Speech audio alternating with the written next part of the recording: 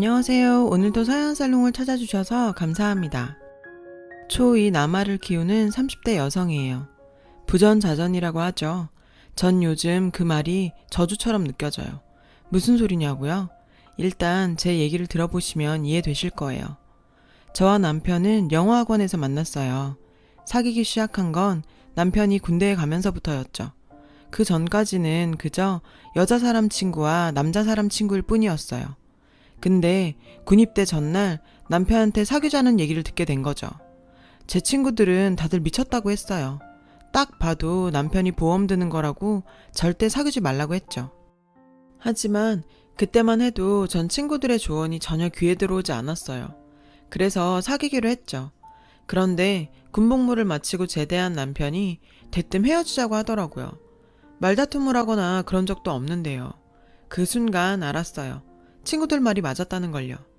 이유를 물어보니 아무리 생각해도 우린 잘 안 맞는 것 같다나요? 그걸 제대하고 나서야 알았냐고, 구체적으로 어떤 점이냐고 물었더니 말로 설명하기 힘들대요. 처음부터 그런 이유 따윈 없었어요. 보험이었을 뿐이에요. 그때 이 인간의 본성을 알아버렸죠. 전 시간을 좀 달라고 했어요. 그리고 집으로 돌아와 며칠 밤을 새우며 생각에 생각을 거듭했죠. 뭐하러 그렇게까지 했냐고요? 사실 그때 제 뱃속엔 아기가 있었거든요. 남편 말년 휴가 때 생긴 아기요. 그날도 임신 얘기를 하려고 만난 거였는데 남편이 선수를 쳐서 헤어지자고 한 거죠. 솔직한 심정으로 아이만 생기지 않았다면 전 그때 남편과 헤어졌을 거예요. 남편이 헤어지자고 한 그 순간 이미 남편에 대한 신뢰는 깨졌으니까요. 그렇다고 수술을 할 수는 없었어요.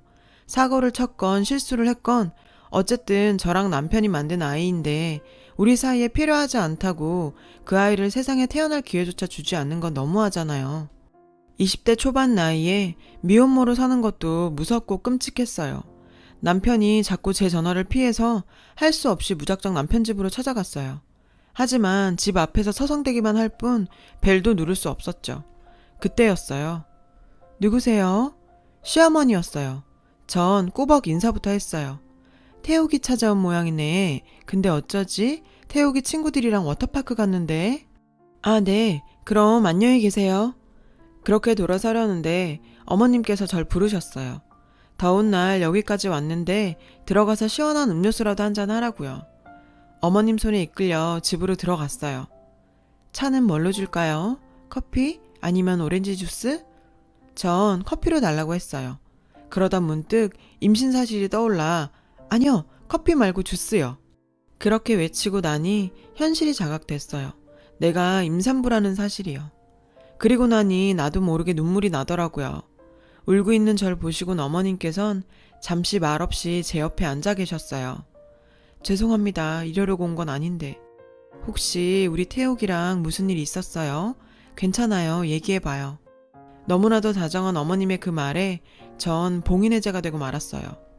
그리고 엉엉 울면서 그동안 남편과 사귀었던 것과 제대 후 남편의 일방적인 이별 통보, 그리고 임신 사실까지 모두 말해버렸어요. 얼마 뒤 남편한테 전화가 왔어요. 저 때문에 자기 인생을 망치게 됐다면서 네가 그렇게 원하는 결혼 해주겠다고 말이죠. 해주겠다? 그 말이 너무도 거슬렸어요.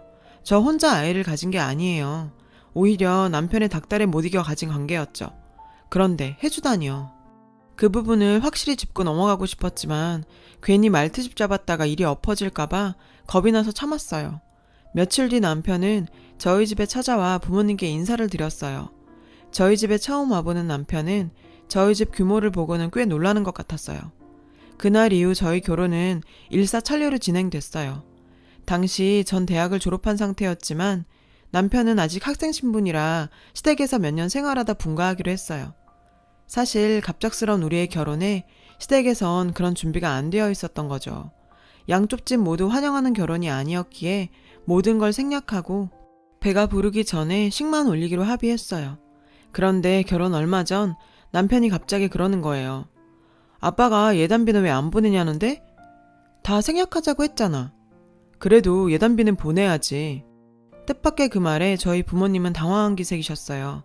생략하자고 할 땐 언제고 자기들 받을 건 챙기겠다 이거냐고 말이죠. 그래서 며칠 뒤 시댁으로 예단비를 보냈어요. 돌려받을 거 없이 다 쓰시라고요. 시댁에선 별 말이 없었죠. 전 당시만 해도 저희 아빠가 예단비를 얼마나 보냈는지 몰랐어요. 신혼여행에서 돌아와서야 알았죠. 어떻게 알았냐고요? 신혼여행에서 돌아와 친정에 들렀다가 점심만 먹고 바로 시집으로 갔어요. 시어머님께서 그 전날 손을 다치셔서 음식 준비를 못 하셨다며 미안해 하셨죠. 밖에 나가서 먹자길래 제가 차리겠다고 했어요. 피곤할 텐데 그럴 필요 없다는 시어머님 만류에도 불구하고 전 주방에 들어갔죠. 대신 시간도 없고 하니 간단하게 생선 굽고 된장찌개는 끓이겠다고 말씀드렸죠. 친정에서도 항상 엄마랑 같이 식사 준비를 해왔던 터라 별로 걱정은 안 됐어요. 고등어도 잘 구워졌고 찌개도 끓어서 다들 나오시라고 했죠. 아버님과 남편, 어머님 저까지 식탁에 둘러앉아 차돌 된장찌개에 저녁을 먹었어요. 어머님께선 신혼여행은 어땠는지, 친정 부모님께서 막내딸 시집 보내시고 적적해하지 않으시냐 등등 이런저런 것들을 물으셨어요. 그런데 지금까지 아무 말씀 없으시던 시아버지께서 숟가락을 식탁에 탁 내려놓으시더니 에잇, 생각할수록 화딱지 나서 얘 아가, 너 말이다. 우리 집이 그렇게 우습게 보이냐? 아버님께선 다짜고짜 제게 물으셨어요. 네? 아버님 그게 무슨 말씀이세요? 그러지 않고서야 어떻게 네 친정 부모님은 그러실 수가 있냐? 내가 아무리 잊으려고 해도 괘씸해서 잊을 수가 없어. 예단비 말이다. 내가 어느 정도만 돼도 이렇게 화는 안 낸다. 듣자 하니 내 친정이 꽤 산다던데 혹시 너 집 밖에서 나온 자식이냐? 아니 아버님 무슨 그런 말씀을. 아니 그렇지 않고서야 어떻게 예단비를 꼴랑 300만 원 보낼 수가 있어. 내 살다 이런 수모를 당하고 널 며느리라고 드려야겠냐. 숟가락으로 식탁을 탁탁 치시던 시아버님은 흥분하신 나머지 숟가락을 제 쪽으로 던지셨어요. 그리곤 그 숟가락은 제 이마에 딱. 아야! 저도 모르게 소리가 나왔고 그 자리에 앉아있던 모든 사람이 놀랐죠. 아버님도 움찔하시는 걸 보니 좀 놀라는 눈치셨지만 하지만 별다른 말씀이나 사과 없이 그대로 방으로 들어가 버리셨어요. 그때까지만 해도 제 나이가 어려 예단비를 얼마나 해야 하는지도 몰랐어요. 다만 아버님 행동으로 보아 우리 부모님이 좀 적게 보냈다는 것만 어렴풋이 알았던 거죠. 암튼 그 예단비 때문에 전 지금까지도 시아버지한테 미움받고 살아요. 툭 하면 사진첩에서 옛사진 꺼내보는 것처럼 예단비 얘기를 꺼내시죠. 질리지도 않고 말이에요. 저희 결혼 생활은 이렇게 시작됐어요. 예단비 때문에 며느리가 마음에 안 드시는 시아버지와 애정 없는 상태에서 애 때문에 살게 된 남편. 이 두 사람은 제 인생의 지난 8년을 망가뜨린 주범들이에요. 다 끝난 사이에서 아이 때문에 결혼한 남편과 전 서로 간에 좋은 감정이 남아있을 리가 없었죠. 우린 어른들이 하는 아이 때문에 산다는 말을 실감하며 살았어요. 남편은 졸업 후 금융 관련 회사에 취직을 했어요. 아버님 입김도 있었지만 워낙 처세에도 능해서 동기들보다 승진도 빨랐죠. 덕분에 40평대 아파트를 사서 분가를 할 수 있었어요. 누가 봐도 능력 있는 남편이었죠. 하지만 남편의 능력은 일적인 것 외에도 있었어요. 바로 여자 관계였죠. 남편은 신혼 초부터 바람을 피웠어요. 제가 아이를 낳고 산후조리를 할 때도 남편에겐 여자가 있었어요. 처음엔 그래도 일말의 양심은 있었는지 감추는 척이라도 했어요. 그런데 지금은 그런 노력도 안 해요. 일부러 보란듯이 여자들과 1박 2일로 스키장도 가고 골프 여행을 다녀요. 전 그런 남편 때문에 스트레스성 폭식증에 걸려서 지난 몇 년간 걷잡을 수 없이 살이 쪘어요. 몸이 그렇게 되다 보니 남편은 더 저를 멀리했고 전 우울증과 대인기피까지 겹쳐 약 없이는 생활이 힘들 정도가 됐죠. 하루는 안부차 전화를 해온 작은 올케한테 울면서 지금까지 일들을 털어놨어요. 남편의 외도 사실도 말이에요. 그랬더니 아가씨 그러지 말고 한 여기서 1년만 와서 살다가요. 아가씨 계속 그러다간 큰일 나. 예술이 생각을 해야지. 애 데리고 어학연수 간다 말하고 1년만 보내달라고 말해봐요. 알았죠? 집은 오빠한테 말해서 구해줄 테니까. 전 큰 기대 없이 지푸라기라도 잡는 심정으로 남편한테 얘기했어요. 그랬더니 남편이 흔쾌히 가라는 거예요. 시부모님께는 자기가 얘기를 해주겠다면서요. 남편의 그런 모습에 고마웠어요. 시아버님께선 반대를 하셨지만 남편이 처형이 집도해준다 그랬다며 돈 안 들이고 애 어학연수 시킬 기회인데 왜 마다하냐고 아버님을 설득했어요. 결국 전 아이를 데리고 오빠네가 있는 토론토에 갈 수 있었죠. 토론토에 도착해보니 작은 오빠네회가 모든 걸 다 준비해뒀더라고요. 오빠네 둘째랑 우리 예솔이가 동갑이라 학교 소속도 올케가 다 처리해줬고요. 전 도착해서 한 달 동안은 약을 끊고 먹고 자는 것만 했어요. 올케가 곁에서 많이 도와줬죠. 그러다 살을 빼야겠다는 생각을 하게 됐고 집 근처 헬스장에 가서 본격적으로 운동을 시작했어요. 식이요법과 함께 운동을 진행하다 보니 몸이 건강해지면서도 살이 빠지더라고요.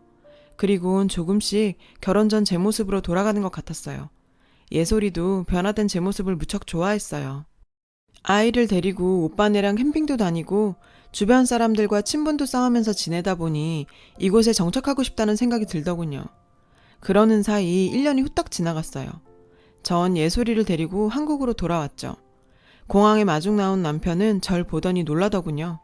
그건 시부모님들도 마찬가지였어요. 하지만 이런 제 변화를 보고 남편은 이상한 의심을 하기 시작했어요. 그곳에서 제가 외도를 했던 게 아닌가 하고 말이죠. 먼 눈에는 뭐만 보인다더니 제가 자기랑 같은 수준인 줄 아나 봐요. 한동안은 매일 밤 제 외도를 추궁하며 사람을 들들 볶더라고요. 전 들을 가치도 없다고 딱 잘라버렸죠. 거기다 캐나다에서 돌아온 이후론 제게 스킨십을 시도하며 잠자리도 요구했어요. 전 싫다고 거절을 했죠. 발정난 개처럼 이 여자 저 여자 다 만나고 돌아다닌 남편이 더럽게 느껴졌거든요. 게다가 솔직히 이 남자에 대한 오만 정이 다 떨어진 상태라 손끝이 닿는 것조차 살떨리게 싫었고요. 그랬더니 남편은 딴 남자가 생긴 거냐며 그런 거면 가만 안 있겠다고 혼자서 생쇼를 했어요. 그러던 어느 날이었어요. 주말을 맞아 시아버님의 호출이 있었어요. 우리 부부는 예솔이를 데리고 시댁으로 향했죠. 웬일인지 아버님께서 절 반갑게 맞아주시더라고요. 뭔 꿍꿍이가 있는 게 아닌가 의심스러울 정도로요. 제 예상은 맞았어요. 아가, 요즘 아버님 사업은 어떠시니? 그냥 그럭저럭. 그러자 남편이 끼어들었어요. 그럭저럭은 무슨, 요즘 장난 아니에요. 토론토에서 부동산 꽉 잡고 계신데요. 그쪽에 차남들도 가 있잖아요. 식구끼리 완전 싹쓸이 하는 거죠. 중국 쪽 큰손들이 미친 듯이 캐나다 부동산 사들인다고 뉴스에도 나오잖아요. 그쪽 부동산 경기 좋아요. 남편의 말에 시아버지는 얼굴에 화색이 돌았어요. 그래, 그거 참 잘 됐구나. 안 그래도 사업투자건으로 좀 뵙고 싶었는데. 사업투자라니요? 그게 무슨 말씀이세요, 아버님? 알고 보니 오늘 이 자리는 남편과 아버님이 우리 아빠한테 사업자금 뜯어내려고 만든 자리였어요. 절 꼬드겨서 그 돈을 받아오게 하려고요.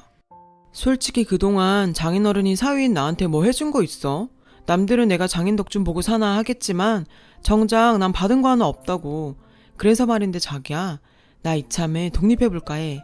사업계획도 확실하고 사무실도 이미 알아봤어. 그러니까 자기가 장인어른한테 가서 얘기 좀 잘해줘. 그래 애미야, 솔직히 너 시집 올 때 뭐 해온 거 있었냐? 예단비라곤 딸랑 300 해온 게 단데 지금이라도 내가 시집을 위해 뭐 하나라도 해야 예솔이한테 면도 서고 그럴 거 아니냐. 그러니 서운타 말고 내 남편 사업 잘 되게 친정 부모님 좀 뵙고 오거라. 아, 이 두 남자는 정말 양심도 자존심도 없는 인간들이에요. 더는 정말 못 참겠더라고요. 그래서 전 이 부자의 썩어빠진 정신 상태를 확 뜯어 고쳐줘야겠다 생각했죠. 아버님, 아직도 그 예단비 생각에 잠 못 이루시나 봐요. 8년째 툭하면 예단비 타령하시는데 그럼 저 시집 올 때 뭐 해주셨어요? 반지요? 목걸이요? 아님 머리핀이라도 하나 해주셨어요? 아니, 그거야 당시에 전부 생략하기로. 네, 다 생략하기로 하셨죠. 그럼에도 불구하고 예단비 300 챙겨 드셨잖아요. 그랬으면 아버님도 금반지 하나라도 뱉어내셨어야죠. 그게 인지상정 아닌가요? 어떻게 자기가 받을 건 따박따박 계산하면서 남 줄 거는 모르쇠로 일관하세요? 나이도 드실 만큼 드셨으면 이제 그 거지 근성 버리시고 어른답게 행동하세요. 에미, 너 지금 말 다 했냐? 아니요, 아직 남았어요. 저요 그때 아버님한테 밥숟가락으로 머리 맞고 너무 억울해서 친정에 전화했었어요. 그랬더니 아빠가 그러시더라고요. 예단비 참 돈 때문에 며느리한테 숟가락을 던지는 사람이라면 그 댐댐이는 알만한 거라고. 그러니 앞으로도 시아버지가 금전적인 일로 부탁을 하시거든 그 자리에서 딱 잘라 거절하라고요. 내 눈에 흙이 들어가도 그쪽 집에 10원 한 장 보낼 생각 없다고 똑똑히 전하라고요. 그러니 헛물켜지 말고 정신 차리세요. 아버님은 못마땅한 표정으로 허공만 쳐다보셨어요. 하지만 남편은 아직도 희망을 버리지 못한 것 같았죠. 여보, 아빠는 그렇다 치고 난 우리 아빠하고는 전혀 달라. 그러니까 내 사업 얘기 좀. 이 남자는 내가 지난 1년간 자신이 벌인 더러운 짓거리를 모르는 줄 아나 봐요. 전 남편의 말이 끝나기도 전에 딱 잘라 말했어요. 뭐래니? 넌 더 최악이야. 내가 캐나다 가서 바람핀 거 아니냐고 그렇게 사람 피곤하게 하더니 넌 아주 가관도 아니었더라. 집에 여자 들였었다며? 누가 그래? 제보자가 하도 많아서 그냥 네 눈으로 확인해. 전 그동안 모아두었던 증거 사진들을 남편 앞에 던졌어요. 주변 사람들한테 그 여자를 네 부인이라고 소개하고 다녔다며. 이 인간아, 그 아파트에 예솔이 유치원 동창만 10명이 넘게 살아. 엄마들이 그런 일들을 그냥 넘길 것 같아? 불륜? 보는 즉시 내 카톡에 사진이랑 같이 쏴줘. 딸한테 창피한 줄을 좀 알아. 심지어 니들이 동네에서 어딜 돌아다녔는지 동선이랑 행동이 패턴까지 낱낱이 톡에 올라온다고. 그래놓고는 누가 바람을 펴? 결혼해서 이날 이때까지 네가 여자들 만나고 다닌 거 내가 몰라서 가만히 있었던 거 아니야. 오늘 같은 때를 기다린 거지. 캐나다에서 생활하면서 내가 깨달은 게 한 가지가 있어. 내가 나를 사랑하지 않으면 세상 누구도 나를 사랑하지 않을 거란 거. 한국에 있을 땐 늘 너한테 기대 사는 것만 생각했어. 그래서 버림받으면 어떡하지? 어떻게 하면 네가 날 봐줄까? 그런 생각에 빠져 사느라 정작 날 돌보지 못했어. 그러다 보니 난 점점 자존감이 낮아지고 내 눈치를 보게 됐고 심지어 네 추잡한 외도 사실을 알면서도 눈 감으면서 참았다고. 근데 이제 안 그럴 거야. 난 이제 알아버렸거든. 내가 얼마나 소중한 사람인지 얼마나 능력 있는 사람인지 말이야. 그래서 사실 읽어주려고 한국에 왔어. 전 남편 앞에 이혼 서류를 내밀었어요. 제발 인간답게 살아. 우리 예솔이가 너나 니네 아빠 닮을까봐 걱정돼서 난 꼭 이혼해야겠어. 이 집 구석에선 보고 배울 게 없으니까. 혹여라도 예솔이를 뺏을 수 있을 거랑 헛된 기대는 하지 마. 그랬다가 네가 네 동창 부인, 직장 상사 부인이랑 붙어먹은 것까지 다 까발려 줄 테니까. 알았어? 남편은 자기 치부가 낱낱이 드러나자 본성을 보이더라고요. 그게 내 탓이냐? 니네 집에서 처음부터 나 좀 밀어줬으면 내가 그런 년들까지 만나면서 일 따고 했겠냐? 이거 따지고 보면 너랑 네 애비 탓이야. 나도 피해자라고. 그 순간 지금까지 주방에서 조용히 계시던 시어머니께서 물병을 들고 나와 남편 얼굴에 뿌리셨어요. 정신 차려 이놈시끼야. 가정 있는 남자가 딴 여자랑 놀아나고도 뭐가 잘났다고 주둥이를 나불대? 어쩜 하는 짓이 네 아빠랑 똑같니? 이날 이때까지 내가 네 아빠의 그 더러운 짓거리를 참고 살았더니 아들놈까지 그러고 살아? 걔만도 못하게 살 거면 차라리 죽어라. 네 애비랑 손잡고 한강에 뛰어들어. 그리고는 저한테 애미야, 왜 이런 걸 나한테 얘기를 안 했냐. 얼마나 마음고생이 심했을 거야. 아휴, 내가 너한테 창피해서 이거. 이놈의 부자는 어찌 된 게 창피한 걸 몰라. 나 하나 참고 살면 끝나지 싶었는데 내가 정말 면목이 없다. 예상치 못한 어머님의 반격에 아버님도 남편도 아무 말도 못했어요. 그리고 전 어머님 덕분에 무사히 남편과 이혼을 했어요. 그리고 예솔이를 데리고 캐나다로 왔어요. 이곳에서 새로운 사업을 할 예정이거든요. 친정아버지께선 제 이혼 선물이라며 사업자금을 대주기로 하셨어요. 대신 앞으로 절대 남자한테 기대서 제 인생을 낭비하는 짓은 하지 말라고 하셨죠. 스스로 바로 설 수 있는 멋진 엄마로 살아야 예솔이도 엄마를 보고 배우게 될 거라고요. 전 꼭 그러겠다고 약속드렸어요. 다시는 예전의 나로 돌아가고 싶지 않으니까요. 마음을 먹고도 가끔 불안해지는 건 어쩔 수가 없어서 무작정 앉아 마음을 푸는 글을 썼는데 제 각오가 다져지는 것 같네요. 사연 들어주셔서 감사합니다. 여러분, 사연 댓글에 응원과 현명한 조언 부탁드려요. 좋아요와 구독은 저에게 큰 힘이 됩니다. 오늘도 좋은 일 가득하세요.